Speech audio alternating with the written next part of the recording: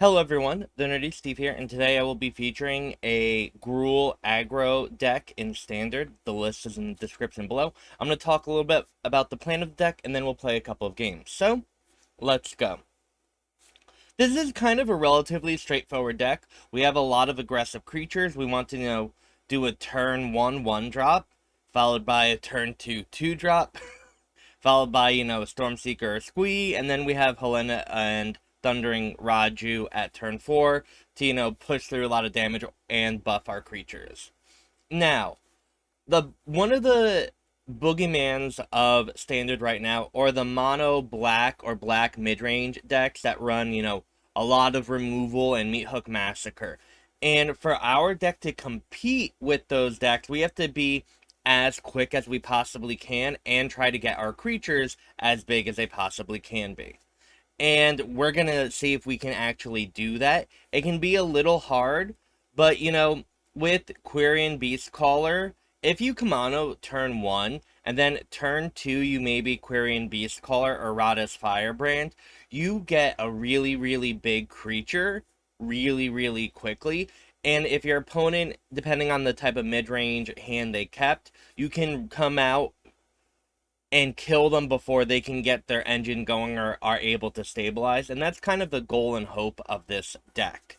So, with all that being said, let's go play some games and see if we can Gruul our opponent's dead. Okay, this is a hand that I think we want to mulligan.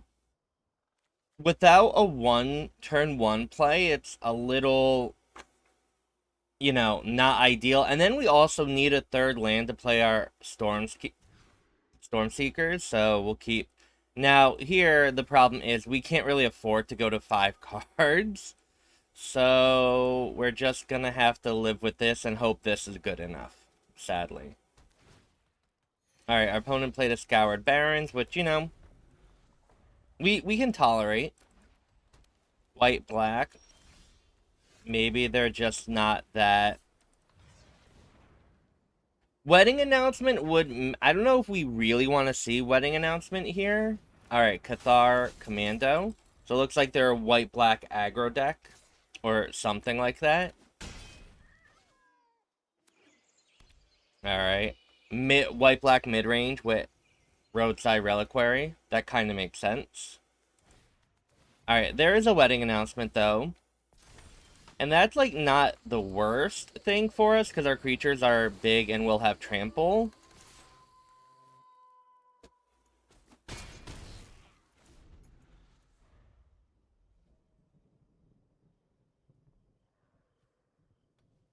And if we can, give Yavimaya Iconoclast a lot of counters with Halana and Alena, or Thundering Raiju, that would be really, really wonderful. So, Rite of Oblivion is a little unfortunate.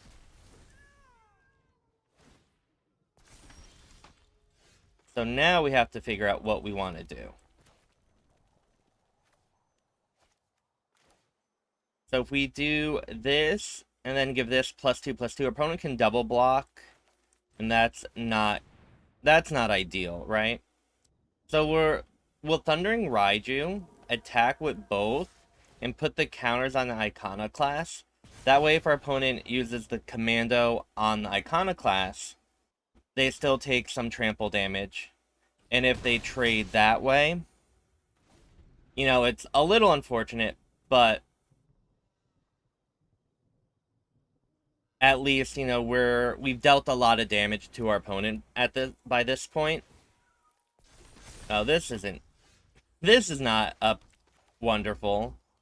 So now what do we do here? Because our opponent's creatures are now getting really, really big, and we're going to have a hard time dealing with them. I guess if we attack now, it might be worth it. Because our opponent has to triple block. Okay. That's not too terrible. Our opponent can use a Rite of Oblivion to get rid of a Halana and Alena. But now if our opponent can only get... Phyrexian Missionary is a 3/4, which is not wonderful.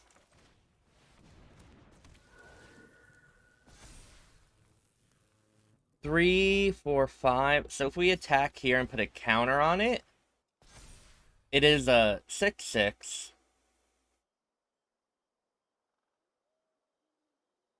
Which might be helpful.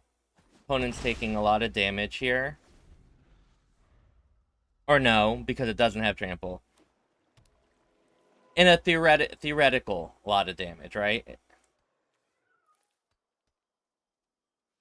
Depending what our opponent does with the Rite of Oblivion, though, Radha's Firebrand, we can give it haste with Halana and Alena and remove a blocker. And that can be really, really good, depending on what our opponent wants to do with the Rite of Oblivion. Okay.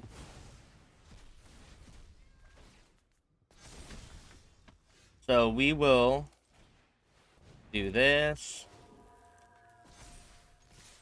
Attack, put a counter there. Alright, that's really, really, really good, right? So now our opponent has to have something really, really impactful here. Otherwise, you know, our Radha's Firebrand will gain haste, stop the Phyrexian Missionary from being able to attack. So there needs to be removal. And this is a little unfortunate, but I think we're fine here. Maybe. Our opponent's gonna attack for a lot. Yeah. I don't think we have lethal here, sadly, but we do have a lot of damage, I think. We put there. That is what? And we have a modified creature. So lethal. GG. We could have maybe played that a little better, but, you know, it worked out. This is actually, I think, a pretty decent hand. And by that, we have mana. And cards that we can cast. So, you know, you're not going to really be too upset whenever that can happen. I guess you can be, but we're not going to be.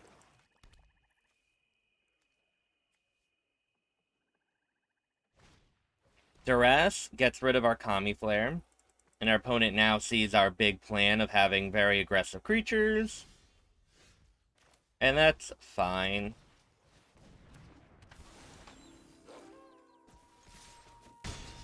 Six damage is a lot of damage, though.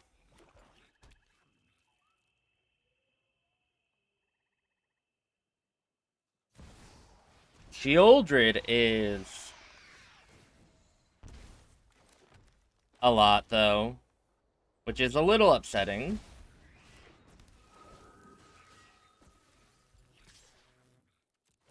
We'll put the counter on the Thundering Raiju and see what our opponent does here.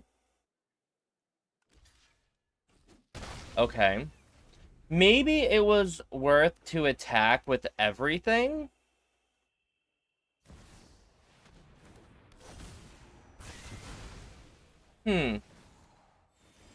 I'm not sure.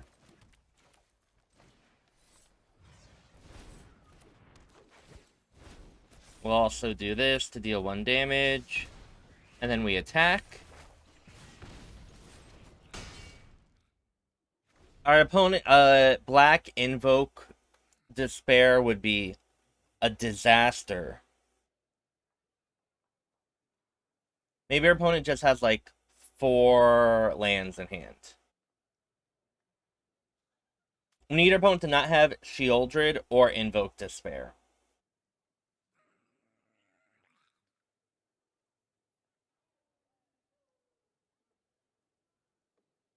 And this is also one of the situations, too, where one of the reasons why this deck might not be so popular right now is Sheoldred is just fantastic against us. It is a 4/5 creature and so that's a bigger body at 4 mana than everything we have at 4. And we can't really effectively or reliably kill it.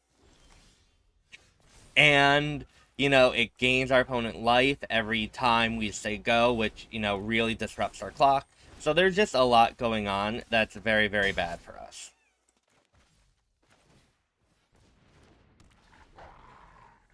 A lot.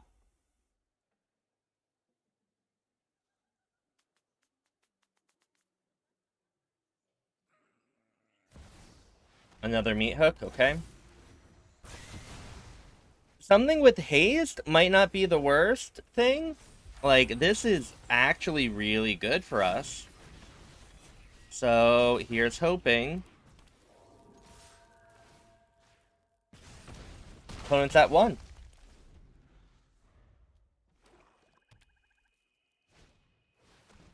An invoke, we get rid of that.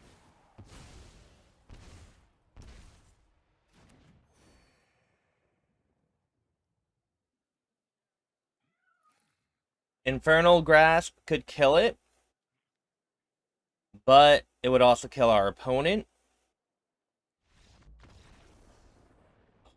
GG. Keep. So, again, we have a pretty decent hand with Packleader followed by Beastcaller. And it looks like our opponent is an aggressive deck as well. So if we can end up getting a 4-drop to start buffing our pack leaders, that would be really, really wonderful. Oh, it looks like a mirror match of some sort. Nice. So we're actually in a really, really decent spot here because we get the counter on the Beastcaller. Then we get to Kami to kill the Firebrand, which deals damage because our Beastcaller was modified, and our opponent concedes, so GG. Well, this is a little unfortunate. We have to mulligan this hand. No lands, or no correct mana.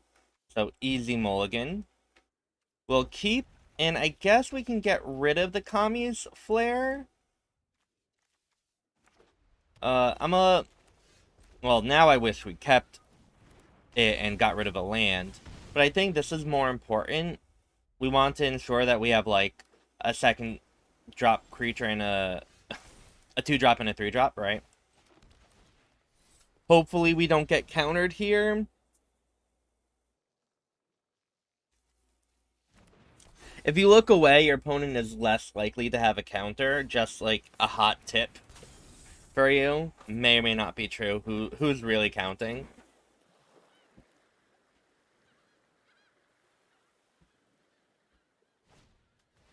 Oh, security bypass. Interesting. So it's a connive deck. Got it.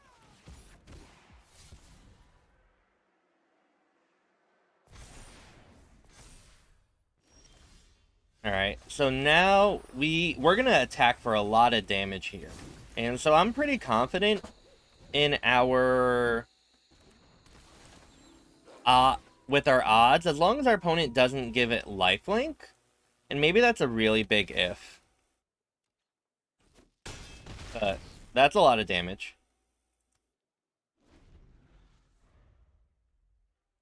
And we have another... We can Ascendant Packleader during our next turn, and then kick Yavimaya Iconoclast. So we have 7 more haste damage coming through.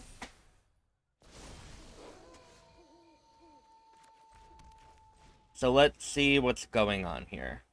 Oh, and our opponent didn't cast anything too, so Storm Charged Slasher also will give it trample. Alright, flip out the back on that. Our opponent might need another slip out the back, because, right, this is lethal. So GG. Well, this is not a good hand. We don't have any... Oh, maybe. We do have a turn 1 play. We do have a powerful 4 drops. We do need to draw 2 lands, but we are on the draw. And having a 1-drop is kind of important here. So I don't know. I feel kind of bad keeping this, but the 1-drop might be worth it. We have a 2-drop, or a turn 2 play. And if we draw a land, we could potentially Kumano and to have a big Squee.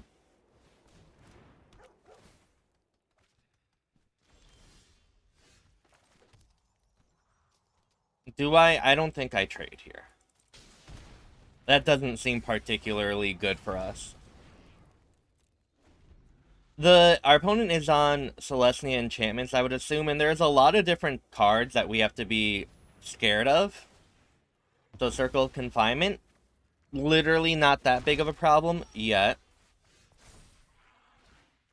Let's go for... Do we want a big Squee? I think big Squee is fine.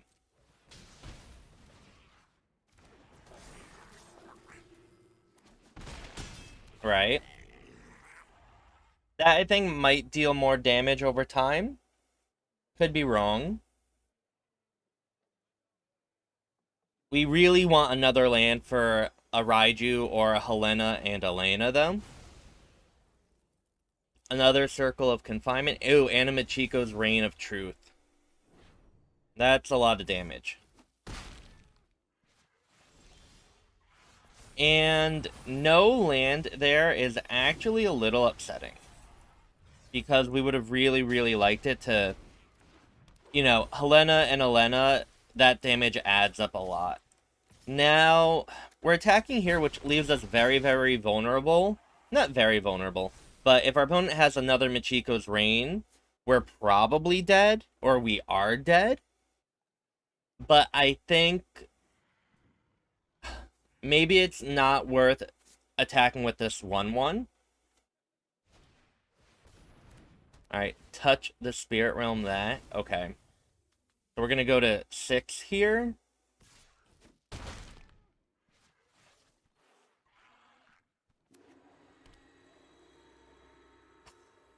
Uh-oh. We're also taking a lot of damage from our Pain lands,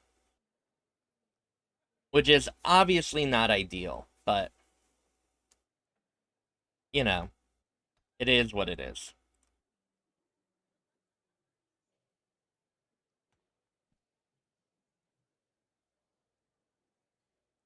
Our opponent only has one card in hand, though, which I like. I'd rather have them have no cards in hand, but, you know, not everything can be so perfect.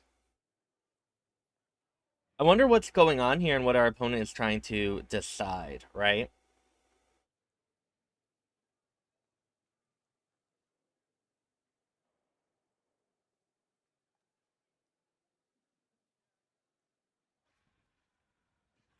If we draw a land, Thundering Raiju, Etching of Kumano, and the token, I think, do present lethal damage. Because we have 3 from the Raiju, we'll put a counter on the Etching, and then 1 damage from the Goblin, which is a total of 7 damage. But the Thundering Raiju will then deal an additional damage from its trigger when it puts the counter on. So I think we do have lethal if we draw a land. I don't know what's going on here with our opponent right now. Maybe they timed out, and maybe we'll win anyway. But, so if we draw a land, we'll go for the lethal line. And if we don't draw a land, well then...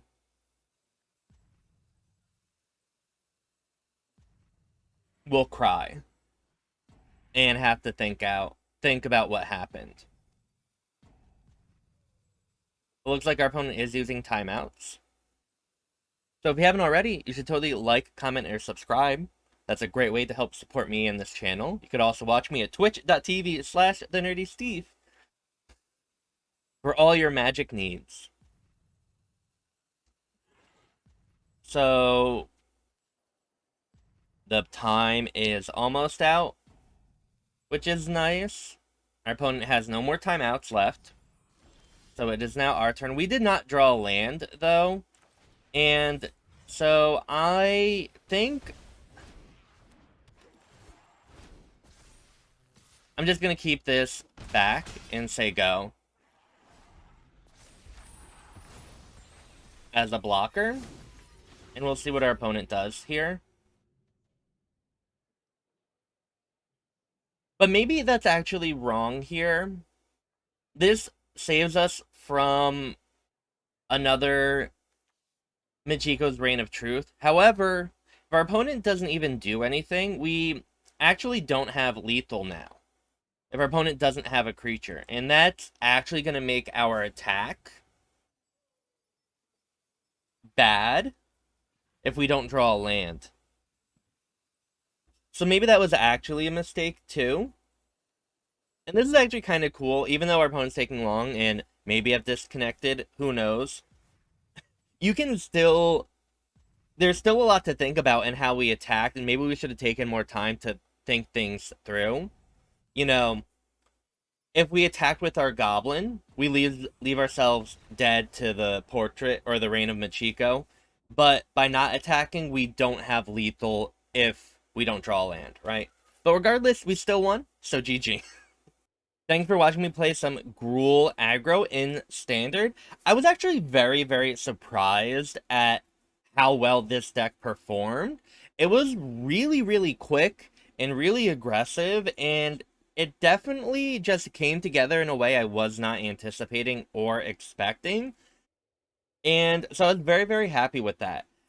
I think it can really, really prey on the more mid-range decks that are going around, but we do have a problem with Shieldred, and that is something that we have to be very, very cognizant of. There is a card that I've been seeing going around called Rending Flame, which deals 5 damage to target creature or planeswalker. And that might be something we add in maybe instead of a Squee or a Lightning Strike. You know, obviously, Lightning Strike and Squee are just better aggressive cards because Lightning Strike can go to the face and Squee is a creature that creates 2 threats, right? But if you are seeing more Shieldred, that might be something you need to add in because while we can beat Shieldred with a really, really quick start, it is just a card that you're going to be seeing a lot of and is going to be very, very, difficult to overcome. And though that switch might benefit us a little. Like, because we're even able to beat Meat Hook sometimes, and I think because we're so aggressive and our creatures actually can get really, really big if we're on, specifically if we're on the play, it's hard for the Meat Hook player to, do X and big enough to kill our entire board reliably. So there's something going on there. And against other aggressive strategies, our creatures are very, very big and very, very quick. And it worked. And I was surprised and I really liked it. And so I would actually recommend this deck if this is more your style, as opposed to the more mid-range mono black decks that are going around. So, yeah, I hope you learned something. I hope you enjoyed the video. And if you haven't already, like, comment, subscribe. Watch me at twitch.tv/thenerdysteve. And thank you so much for watching, and I hope you have a wonderful morning, afternoon, or evening, wherever you are. Bye.